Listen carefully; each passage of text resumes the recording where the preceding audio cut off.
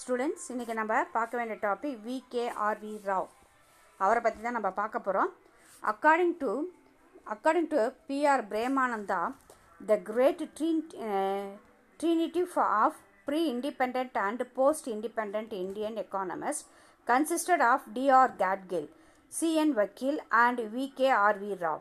According to the Brahmananda, அவர் பார்த்திங்கன்னா அவர் என்ன சொல்கிறாருன்னா, சுதந்திரத்துக்கு முன்னாடியும் சரி சுதந்திரத்துக்கு பின்னாடியும் சரி மிக சிறந்த பொருளாதார அறிஞர்கள் யார் அப்படின்னு பார்த்தோம்னா டிஆர் கேட்கில், சிஎன் வக்கீல், அதுக்கப்புறம் விகேஆர்வி ராவ் அப்படின்னு அவர் பாயிண்ட் ஆஃப் வியூவில் சொல்கிறார்.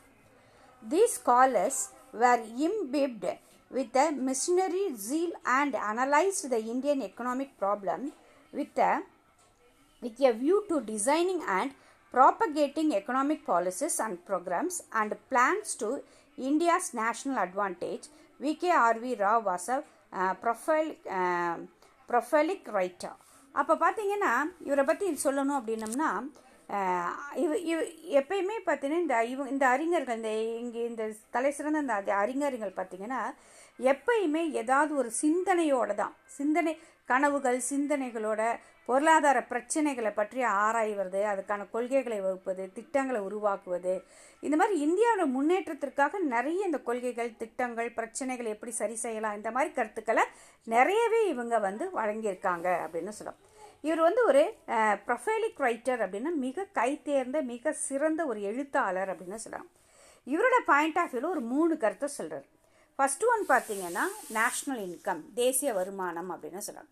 Food, nutrition and distribution of goods அப்படின்னு, உணவு, ஊட்டச்சத்து மற்றும் பண்டங்களினுடைய பகிர்வு. அடுத்து எம்ப்ளாய்மெண்ட் அண்ட் ஆக்குபேஷனல் டிஸ்ட்ரிபியூஷனை, வேலைவாய்ப்பு மற்றும் தொழில் பகிர்வு அப்படிங்கிற ஒரு 3 கருத்தில் இவருக்கு ரொம்ப ஆர்வம் அதிகம் அப்படின்னு சொல்லலாம். இல்லை ஃபர்ஸ்ட் ஒன் நம்ம பார்க்கக்கூடியது நேஷ்னல் இன்கம் மெத்தடாலஜி அப்படின்னு சொல்லலாம், தேசிய வருமானம் கணக்கீட்டு முறை அப்படின்னு சொல்லலாம். As an applied economist, Rao's name is remembered for his pioneering work on the enumeration of national income of India. தேசிய வருமான கணக்கீட்டினுடைய முறையில் ராவ் அப்படிங்கிற இவர் ஒரு நடைமுறை பொருளாதாரவாதியாக தான் இவர் இருந்திருக்காரு அப்படின்னு சொல்லலாம். அந்த மாதிரி ஒரு யதார்த்தமான கருத்துக்களை சொல்லியிருக்காரு அப்படின்னு சொல்லலாம். Rao was a pupil of J.M. Keynes and he worked with Colin Clark. இவர் J.M. Keynes அவருடைய அந்த எக்கானமிஸ்டினுடைய மாணவர் இவர். அது மட்டும் இல்லாமல் கோலின் கிளார்க் அவரோட சேர்ந்து இந்த விகேஆர்வி ராவ் பணியாற்றியிருக்காரு அப்படின்னு சொல்கிறாங்க. W.H. Singer considered விகேஆர்வி ராவ்ஸ் as the best equipped of all Keynes people. அதாவது இதில் பார்த்தீங்கன்னா H.W. சிங்கர் அப்படிங்கிற ஒரு எக்கானமிஸ்ட் என்ன சொல்கிறாருன்னா, ஜேஎம் கீன்ஸினுடைய மாணவர்களே மிக சிறந்த மாணவராக விகேஆர்வி ராவ் கருதப்படுறாரு அப்படின்னு சொல்கிறார். He attempted to develop the national income concept of suited to India and developing the countries generally. இவர் பார்த்தீங்கன்னா ஒரு கணக்கீட்டு முறைகளை சொல்கிறார். ஃபர்ஸ்ட் ஒன் பார்த்தீங்கன்னா என்ன சொல்கிறாருன்னா, பொதுவாக வளரும் நாடுகள் அது குறிப்பாக இந்தியா மாதிரி ஒரு வளரும் நாடுகள் தேசிய இந்தியாவிற்காக தேவையான அந்த உகந்த நாட்டு வருமானத்தை, தேசிய வருமானத்தை பற்றிய கருத்துக்களை உருவாக்குனார்னு சொல்ல முடியும். அதாவது என்ன சொல்லிட்டு develop the national income concept suited to India and developing countries generally. குறிப்பாக இந்தியா மாதிரி வரும் நாடுகளில் அதுக்கு தகுந்த மாதிரி தேசிய வருமானத்தை உயர்த்தணும் அப்படின்னு சொல்கிறார். To analyse the concepts of investment, saving and multipliers in and under developed economy அப்படின்னு சொல்கிறார். முன்னேறி கொண்டிருக்கின்ற வளர்ந்து கொண்டிருக்கின்ற பொருளாதாரத்தில் முதலீடு, சேமிப்பு, மல்டிப்ளையர், பெருக்கி, இதெல்லாம் ஆய்வு செய்யணும் அப்படின்னு சொல்கிறார். தேர்ட் பாயிண்ட் என்ன சொல்கிறாருன்னா, to study the compatibility of the national incomes of industrialized and under developed countries. அதாவது பார்த்தீங்கன்னா வளர்ச்சி குன்றிய நாடுகளில் தொழில்மயமாக்கலுடைய விளைவுகளையும் அதோட தேசிய வருமானத்தினுடைய முக்கியத்துவத்தையும் பற்றி இணைத்து படிக்கணும் அப்படின்னு சொல்கிறார். So Rao's paper on full employment and economic development was one of the earliest contribution in the field of development towards employment. முழு வேலைவாய்ப்பும் பொருளாதார முன்னேற்றம் அப்படிங்கிற ஒரு கட்டுரையை இவர் ராவ் எழுதியிருக்காரு அப்படின்னு சொல்லுவார். இதில் பார்த்தீங்கன்னா மிக முக்கியமான ஒரு துறை அப்படிங்கிறது வேலைவாய்ப்பு துறை அப்படிங்கிறத இவர் கன்சிடர் பண்ணுறாரு அப்படின்னு சொல்லலாம். ரெண்டாவது டாபிக் பார்த்தீங்கன்னா இன்டர்நேஷ்னல் ஃபுட் எய்ட் அப்படின்னு சொல்லலாம், பன்னாட்டு உணவு உதவி அப்படின்னு சொல்கிறாங்க. Rao was influential in creating the ideas and shaping the policy of the international attack on world property. not only through his contributions to the questions in international aid and improved the flows of external resources, but also through his activities in the field of food aid. பன்னாட்டு பண உதவி அப்படின்னு பார்க்கும்போது உலக நாடுகளில் இருந்து வறுமையை ஒழிப்பதற்காக இவர் என்ன செய்யறன்னு பார்த்தீங்கன்னா நிறைய சிறந்த கொள்கைகளை இவர் உருவாக்கியிருக்காரு அப்படின்னு சொல்லலாம். அது மட்டும் இல்லாமல் உணவுப் பொருட்களுடைய அந்த பன்னாட்டு அளவில் பரிமாறிக்கொள்ளணும் அப்படின்னு சொல்கிறார். தேர்ச்சி பெற்ற அதாவது சிறந்த பன்னாட்டு சாதனங்களை வாங்கி நான் அதனுடைய பங்களிப்பு அதாவது என்ன சொல்கிறாருன்னா ஏதாவது என்ன சொல் உணவுப் பொருட்கள் பன்னாட்டு அளவில் பரிமாறிக்கணும்னு சொல்கிறாரு. அதே மாதிரி அந்த தேர்ச்சி பெற்ற அதாவது சிறந்த சாதனங்களையும் முன்னிறுத்துறார், அதையும் நம்ம பயன்படுத்தணும் அப்படின்னு சொல்கிறார். ஸோ பங்களிப்பு மட்டும் இல்லாமல் பன்னாட்டு உதவி வெளிநாட்டினுடைய வளங்கள் மூலமாக உணவுக்கான நிதி வாய்ப்புகளை விட உருவாக்கணும் அப்படின்னு சொல்கிறார். ஸோ இதுலேருந்து என்ன சொன்னால் பன்னாட்டு உணவு உதவியை பரிமாறிக்கொள்ளணும் அப்படின்னு இவர் சப்போர்ட் பண்ணுறார். சப்போர்ட் ஃபார் சோஷியலிசம் சமதர்மத்துக்கு இவர் ஆதரவு கொடுக்குறார். During the early phases of planning in India, Rao supported the case of a socialist India where the state would control the commanding heights of the economy and the public sector would play the dominant role in the economic development. அதாவது India திட்டமிடலுடைய முந்தைய காலங்களில் Rao India ஒரு சமதர்ம இந்தியாவை தான் இருக்கணும் அப்படின்னு ஒரு வலியுறுத்துறார். எல்லாமே பார்த்தீங்கன்னா அரசாங்கம் தான் பொருளியல் நடவடிக்கைகளை கட்டுப்படுத்துறதா where the state would control the commanding the heights of the economy பொருளாதாரத்தை கட்டுப்படுத்தக்கூடிய அதிகாரமாக இருந்தாலும் சரி இல்லை பொருளாதார வளர்ச்சியை உச்ச நிலைக்கு கொண்டு செல்வதற்காகவும் மேலும் அதோட நாட்டினுடைய கட்டுப்பாட்டையும் தன்னுடைய கையில் வச்சிருக்கணும், பொருளாதார முன்னேற்றத்திற்கு பெரும் பங்கு வைக்கணும் அப்படிங்கிறது இவருடைய மிக முக்கியமானது. எல்லாமே சமதர்மம்னா எல்லாமே அரசுக்கு உகந்ததாக அதாவது அரசாங்கமே தன்னுடைய முழு பொறுப்பு எடுத்துக்கணும் அப்படின்னு சொல்கிறார். அடுத்தது ராவ்ஸ் வியூஸ் ஆன் இண்டஸ்ட்ரியலைசேஷன் அப்படி in his pamphlet what is wrong with Indian economic life in 1938. Rao gave the following reasons for low per capita income and low levels of per capita nutrition in India and economic holding. அதாவது இவர் என்ன சொல்கிறாரு அப்படின்னு நம்ம பார்க்கும்பொழுது இவர் எழுதிய இந்திய பொருளியல் வாழ்வில் என்ன தவறு, அதான் what is wrong with Indian economic life, India பொருளியல் வாழ்வில் என்ன தவறு அப்படின்னு சொல்லிட்டு 1938 இவர் ஒரு நூல் எழுதுகிறார். அதில் என்ன சொல்ல ஒரு புத்தகம் எழுதுகிறாரு. ஒரு சின்ன அளவில் தான் சிறிய புக்கு தான் அது. அந்த புக்கில் என்ன சொல்கிறாருன்னா தனி மனிதனுடைய வருமானத்தினுடைய குறைவுக்கும் தனிநபருடைய ஊட்டச்சத்து குறைவிற்கும் என்ன காரணங்கள் அப்படிங்கிறத சொல்கிறார். தனி வருமானம் குறைவுக்கும் ஊட்டச்சத்து குறைவின்மைக்கும் என்ன காரணம் அப்படின்னு அதுக்கான காரணத்தை விளக்குறார். ஃபர்ஸ்ட் ஒன் பார்த்தீங்கன்னா uneconomic holdings with the subdivisions and fragmentation அப்படின்னு. அதாவது பார்த்தீங்கன்னா முறையற்ற நில உடைமை, அது மட்டுமே நிலம் ஃப்ராக்மெண்டேஷன், அதாவது பார்த்தீங்கன்னா துண்டாகுதல், நிலம் துண்டாடப்படுதல், நிலம் பிரிக்கப்படுகிறது. ஸோ அதனால் வேளாண்மையுடைய அந்த வளர்ச்சி பங்கு குறைகிறது அப்படின்னு சொல்லலாம். அடுத்தது excess population pressure on agriculture, low levels of water availability for food crops, அதாவது பயிர்களுக்கு தேவையான நீர்ப்பாசன வசதிகளை குறைவாக கிடைச்சிது அப்படின்னு சொல்லலாம். அடுத்து excess of population pressure on agriculture due to the absence of a large industrial sector, பேரளவு தொழில்துறையின்மையால் இன்றைக்கி தொழில்துறைகள் குறைவாக இருக்கிறதுனால வேளாண் துறையில் மக்கள் அதிகமாக அதில் ஈடுபட ஆரம்பிச்சிடுறாங்க. ஆப்சன்ஸ் ஆஃப் கேபிட்டல்னால் முதலீட்டினுடைய பற்றாக்குறை. அடுத்தது பார்த்தோம்னா options of autonomy in currency policy and in general இந்த monetary matters encouraging the holding of gold அப்படின்னு சொல்லி. ஸோ நாணயத்தினுடைய சுயாட்சி பணம் அதுதான் ரொம்ப முக்கியம். அது மட்டும் இல்லாமல் தங்கத்தினுடைய முக்கியத்துவம் அதிகமாக இருக்குது அப்படின்னு சொல்கிறார். அடுத்து வில்லேஜ் கிளஸ்டர்ஸ் அப்படின்னு பார்க்கும்போது கிராம தொகுதிகள் அப்படின்னு சொல்கிறாங்க.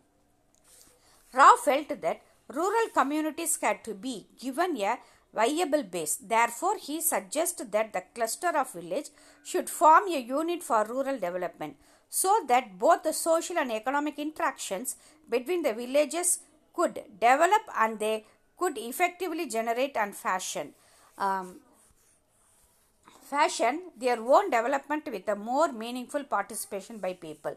அதாவது பார்த்தீங்கன்னா கிராம முன்னேற்றத்திற்காக நிறைய குழுக்கள் அமைக்கணும்னு சொல்கிறாரு. அது மட்டும் இல்லாமல் அந்த கிராம ஊரக வளர்ச்சிக்காக கிராமங்கள் எல்லாமே ஒரே அளவாக ஒரே மாதிரி என்ன செய்யணும் உருவாக்கணும் செயல்படணும் அப்படின்னு சொல்கிறார். அதுக்கப்புறமேல் நம்ம பார்க்கும்பொழுது சமூக மற்றும் பொருளாதார மேம்பாடு அடைய செய்யணும் அப்படின்னு சொல்கிறாங்க. சுய முன்னேற்றத்திற்கு மக்கள் அதிகமாக பங்கேற்கணும் அப்படின்னு சொல்கிறாங்க. ஸோ குழுக்கள் ஒன்றுக்கொன்று உதவி செய்யணும், அது மூலமாக சமூக பொருளாதார தொடர்பை அதிகரிக்கணும், வளர்ச்சி, ஆற்றல், உற்பத்தி எல்லாமே மக்களுடைய பங்கும் அதில் இருக்கணும் அப்படின்னு இவர் சொல்கிறார். அடுத்தது பார்த்தீங்கன்னா இன்வெஸ்ட்மெண்ட், இன்கம் அண்ட் மல்டிப்ளேயர், அதாவது முதலீடு, வருமானம் மற்றும் பெருக்கி அப்படின்னு சொல்லுவோம். Rao's examinations of the interrelation between the investment, income and multiplier in an underdeveloped economy 1952 was his major contribution to macroeconomic theory. As a thinker, teacher, economic advisor and direct policy maker, V.K.R.V. Rao followed the footsteps of his great teacher, John Maynard Keynes.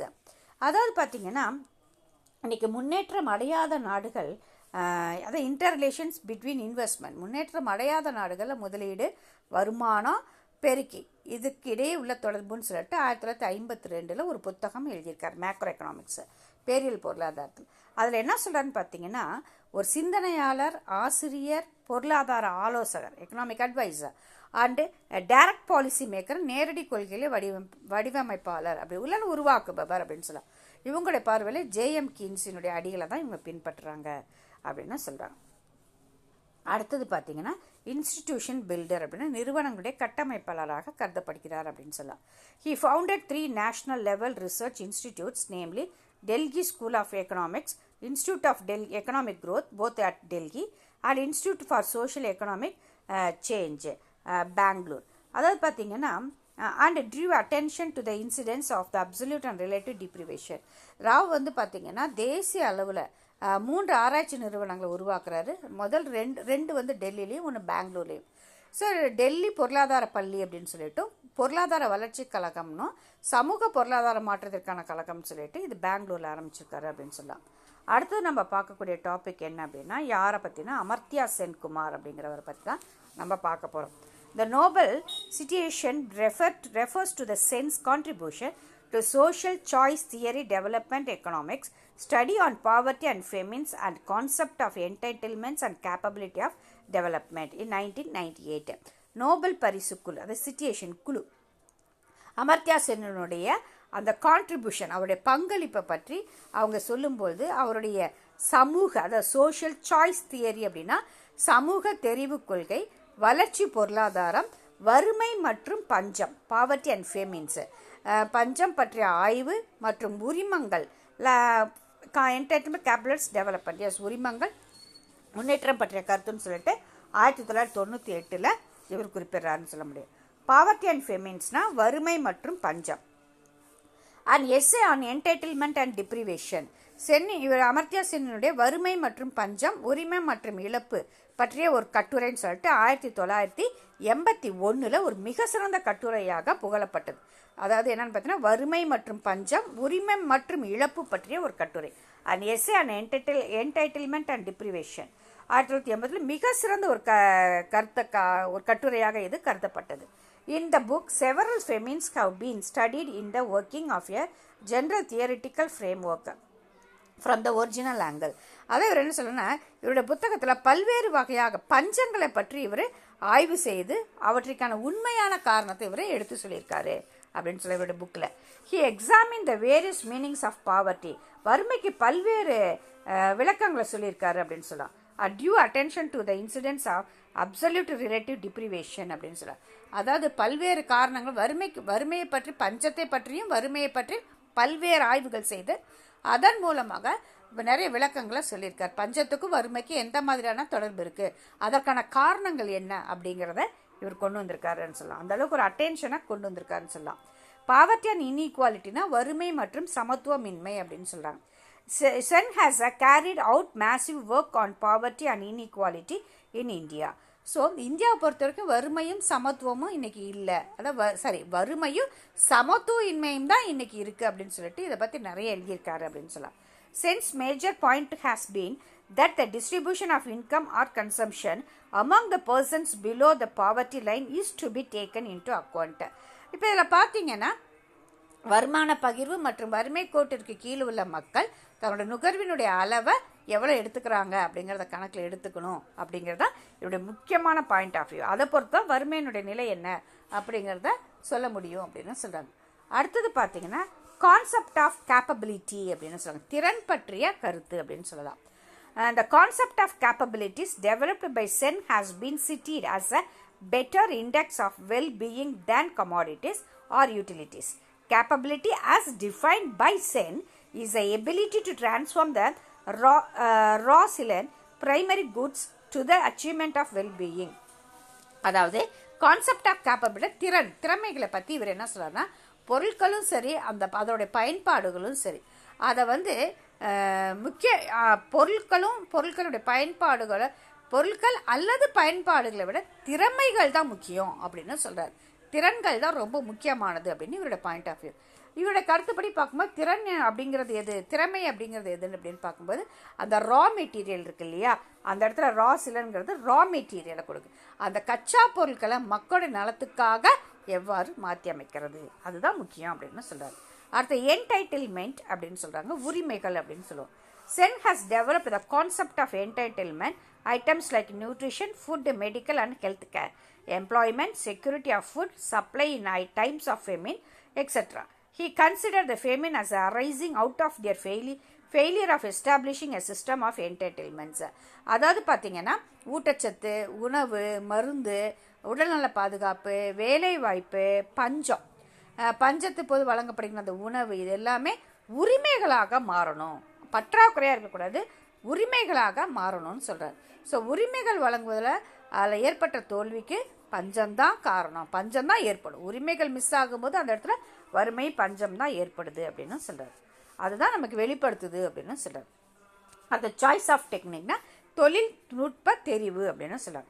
Sense choice of technique was a research work where he argued that in the labour surplus economy generations of employment cannot be increased at the initial stage by adaptations of capital and intensive technique. அதாவது பார்த்தீங்கன்னா மூலதன செறிவு நுட்ப முறையில் உழைப்பாளர்கள் வந்து எக்ஸஸாக இருக்காங்கன்னு வச்சுக்கோங்களேன், உபரியாக இருந்தாங்கன்னா அந்த பொருளாதாரம் வந்து வேலை வாய்ப்புகளை அதிகரிக்கிறது கஷ்டம். அது உழைப்பாளர்கள் அதிகமாக இருக்காங்கன்னா அதுக்கு என்ன அர்த்தம் அப்படின்னு பார்க்கும்போது வேலை செய்ய ரெடியாக இருக்காங்க ஆனால் வேலை வாய்ப்பு இல்லை அப்படிங்கிறது தான். ஸோ அதை தொழில்நுட்ப தெரிவு அப்படிங்கிற புத்தகத்தில் அந்த உழைப்பாளர்களுடைய உபரியை பற்றியும் வேலை வாய்ப்புகளை எப்படி அதிகரிக்கிறத பற்றியும் அவர் சொல்லியிருக்காருன்னு சொல்லலாம். So conclusively Amartya Sen more then just as economist, it is an ethical philosopher. He is a lover of freedom and a humanist.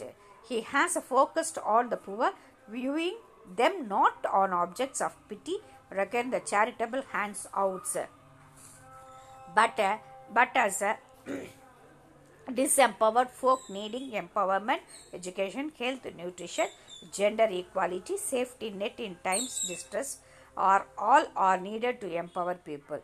So இன்றைக்கி கடைசியாக நம்ம பார்க்கும்போது முடிவாக என்ன பார்க்குறோம்னா, அமர்த்தியா சென் அப்படிங்கிறவர் பார்த்திங்கன்னா ஒரு பொருளியல் அறிஞர் மட்டும் இல்லாமல் ஒரு எத்திக்கல், ஒரு நன்னறி மற்றும் தத்துவ அறிஞரும் ஆவார். இவர் வந்து பார்த்திங்கன்னா he was a lover of freedom அப்படின்னு சொல்லும்போது சுதந்திரத்தை அதிகமாக நேசிப்பவர் இவர். மனித நேயத்துக்கு, ஹியூமனிட்டிக்கு அதிக முக்கியத்துவம் கொடுப்பவர், ஏழைகள் மீது அதிகமான அக்கறை எடுத்துக்கிட்டவர் அப்படின்னு சொல்லலாம். ஸோ இவர் வந்து பார்த்திங்கன்னா அது இரக்க குணமுடையவராக இல்லாமல் அது இரக்கத்திற்கு உரியவர்களாக பார்க்காம எல்லாத்தையும் அந்த பரிதாபப்படாமல் அவங்களுடைய உரிமைகளை மக்களுக்கு தேவையான உரிமைகளை வழங்கப்படணும், அவங்களுடைய அதிகாரங்கள் அவங்களுக்கு கிடைக்கணும் அப்படின்னு இவர் சொல்கிறார். அது மட்டும் இல்லாமல் கல்வி, உடல்நலம், ஊட்டச்சத்து, பாலின சமநிலை, துன்பம் நெருங்காலத்தில் உதவி செய்வது, பாதுகாப்பு வழங்குதல், இது எல்லாமே எல்லாத்துக்கும் சமமான முறையில் வழங்கப்படணும் அப்படிங்கிறது தான் இவருடைய கருத்து அப்படின்னு சொல்லலாம். ஓகே ஸ்டூடெண்ட்ஸ், அடுத்த லெசனில் நம்ம மீட் பண்ணலாம். தேங்க்யூ.